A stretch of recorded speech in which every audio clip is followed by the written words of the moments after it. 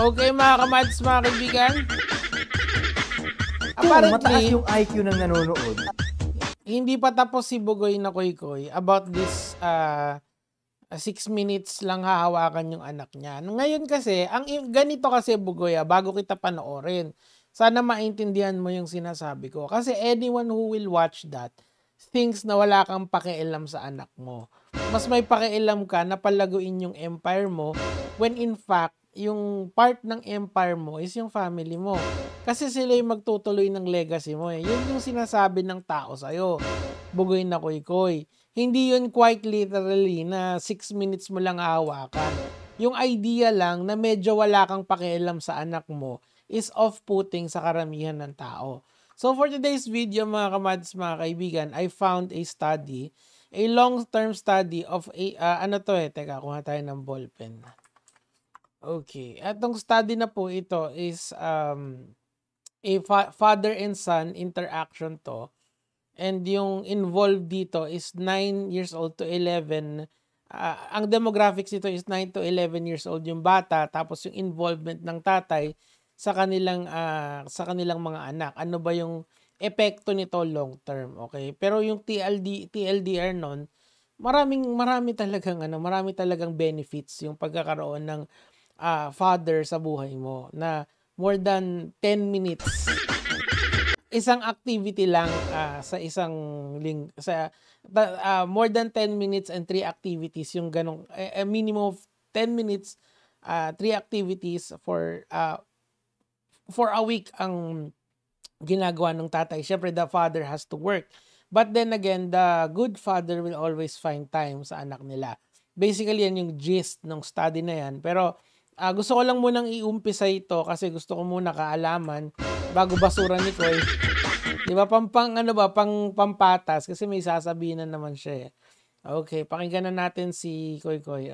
kung mataas yung IQ ng nanonood, alam niya na hindi naman talaga 6 minutes yun. Kung gapi na... Hindi naman yun yung... Again, that's not the point, okay? The point is, people watching the video perceives na wala kang pakialam sa anak mo. Na you would rather find material wealth than to actually take care of your for your kids na magtutuloy ng legacy mo pag wala ka na sa buhay, di ba? Like the Pacquiao kids, di ba? The Pacquiao kids will carry on the Pacquiao name. So pag wala na si Pacquiao, si Jimwell, si Michael, si Princess, si Israel, nakalimutan ko yung isa, sila na yung mga magtutuloy ng legacy ni Manny Pacquiao as boxer. Hindi naman as boxer, siguro walang susunod sa yapak ni Manny Pacquiao doon, but yung bang yung bang Pacquiao name ngayon nasa field of politics na sila, di ba? So that's the reason why it is important na ikaw ay palakihin mo ng as a father, kailangan ikaw yung best role model na makikita ng anak mo sa buhay mo, di ba? We've talked about this extensively, yung concept of role model, di ba? Teka, mas maganda to eh. Teka lang. We've talked about yung mga role model sa buhay natin, di ba? So this study actually it's not about being a role model yung study, unfortunately, pero sa ibang content natin, na-discuss na natin yun extensively. Tuloy natin. At yung utak mo, para sa'yo, literal talagang 6 minutes. Grabe naman! 6 minutes! The rest, Hindi yun eh. Ang point doon kasi, ang konti ng oras na binibigay mo sa anak mo. In fact, why don't we compute it? Okay? Hindi, wag na. Ang sinasabi ko lang, may 24 oras sa isang araw. Yung 1 hour, napakaliit na fraction nung 60 nung 6 minutes na yun or whatever time na naiisip mong ibigay sa anak mo, kung pwede ka naman magbigay ng mas marami pa. Ang point dito is dapat hindi mo binibilangan kung ilang oras yung sa anak mo. Basta meron kang oras para makasama yung anak mo, sasamahan mo dapat. Yun yung point. Kasi ikaw, doon sa pag-frame mo ng speech mo, kung naaalala ko ng mabuti, doon yung sa La Bruja interview niya, yung nagpa-podcast sila, ako ang gagawin ko, sabi niya ganun, this is of course not that accurate. ibibigay ko ako after 6 minutes kung hawakan yung anak ko, ibibigay ko na sa asawa ko, tapos mag-hassle na ako. I think that is how he framed it. Kaya hindi masyadong maganda yung lasa noon sa mga nakikinig, especially yung mga tatay na pagkatapos magtrabaho, didiretso na sila sa anak nila. Especially yung mga tatay na pagkatapos ng work days nila, nag-i-spend na kasama ng family. Insulto ka dun sa mga ganong klaseng tatay. Okay, tuloy na natin. Sabi ko, ayusin ko yung empire ko para makaprovide sa family. Yung responsibility mo, masigurado na okay ang pamilya mo. The more na mag-i-spend Yun, teka lang sige, ka tuloy doon na tayo, natin. magkarga-karga ka doon. Nakakagawa ka na sana ng money doon. Hindi ko naman Hindi, sinasabi, huwag mali mong yun. kargahin eh. Kaya may 6 minutes eh. Yun nga, di kinontra mo din yung sarili mo. Buti nga kinarga pa eh. Di ba? Kinontra niya yung sarili niya. Sabi niya, hindi ibig sabihin na 6 minutes. Buti nga may 6 minutes. No, that's not the point. Ang point dito, kasama din sa empire mo yung mga anak mo. Sila yung tagapagmana ng ari-arian mo pag wala ka na dito sa mundo. Koy, unfortunately, hindi natin pwedeng dalin sa kabilang buhay yung mga maiiwan natin dito sa mundong ibabaw. Ang maiiwan natin dito, yung legacy natin as people. Ikaw, yung music mo. Ako, hopefully, yung content ko. Kaya as much as possible, as humanly possible, inaayos ko. Okay? Speaking of which, pumunta na tayo dito sa study na to.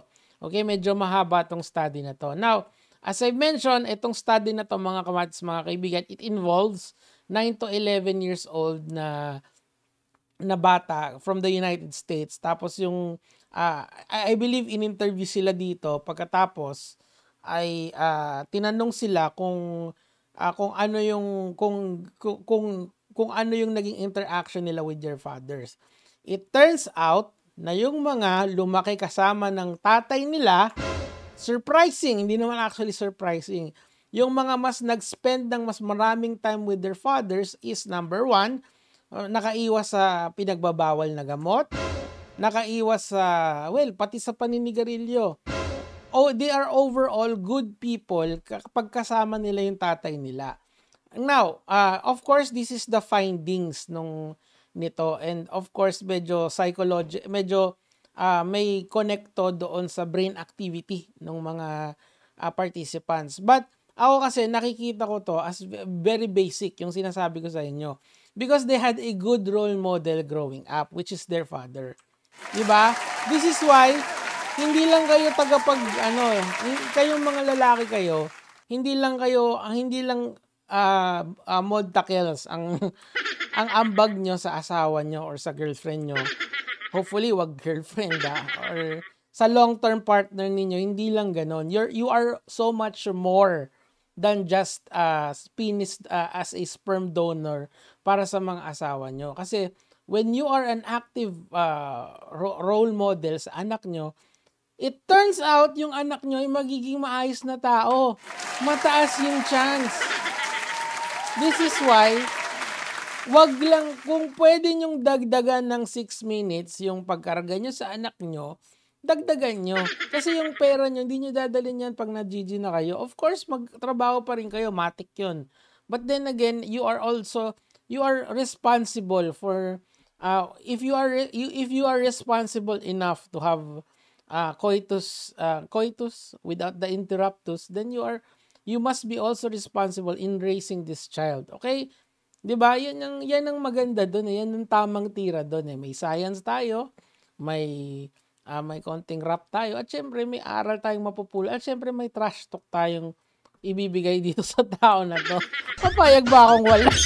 Sabi ko, wala, tuloy na natin. Even mo yung OFW, yun nga walang 6 minutes eh. Years silang di na karga yung pagbalik nila. Hindi, pero merong Facebook.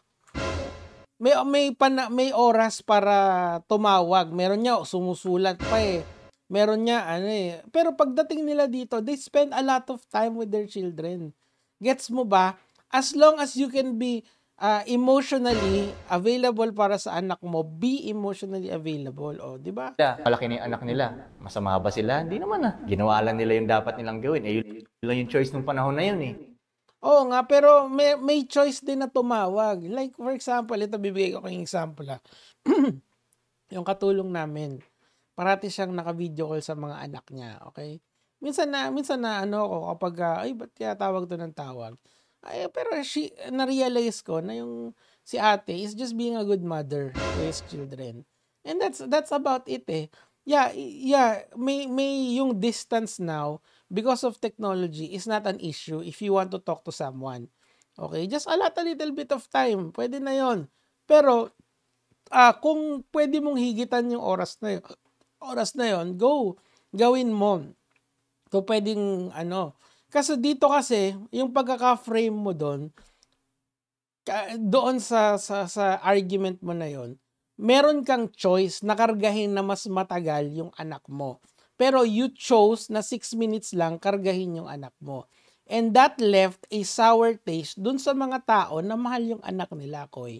Sana maintindihan mo yung arguments mo kasi minsan talaga, basic na basic eh. Ngayon, dito, kukontrahin mo yung sarili mo. Ito, sasabihin Kung mo dito. mataas yung IQ Oh, yan, ginaslight mo pa kami. Hindi namin kasalanan yun, Kalbo. Ikaw nagsabi niya. ng nanonood, Eto alam na niya mo. na hindi naman talaga 6 minutes yun. Kung gapinat yung utak mo, para sa'yo, literal talagang 6 minutes, grabe naman, 6 minutes! Eh, yun yung sinabi mo eh. Naalala ko yun eh. May choice ka naman na gawing ibang number yun eh. The rest, sabi ko, ayusin ko yung empire ko para makaprovide sa family. Responsibility mo, masigurado na okay ang pamilya mo. The more na mag-i-spend ka doon ng time, karga-karga ka doon, nakakagawa ka na sana ng money doon. Hindi ko naman sinasabing, huwag mong kargahin eh. Kaya may 6 minutes. Ayan o, di ba? Pero ginastify niya pa rin yung 6 minutes niya.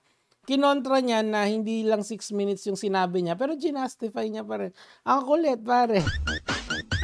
Ang point dito, kung may oras kayo sa anak nyo, go. Bigyan nyo sila ng oras para lumaki silang mabuting tao.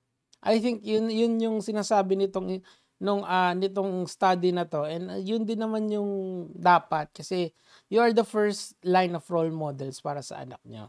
Okay, yun lang naman. Tama na to. Gege mga lods.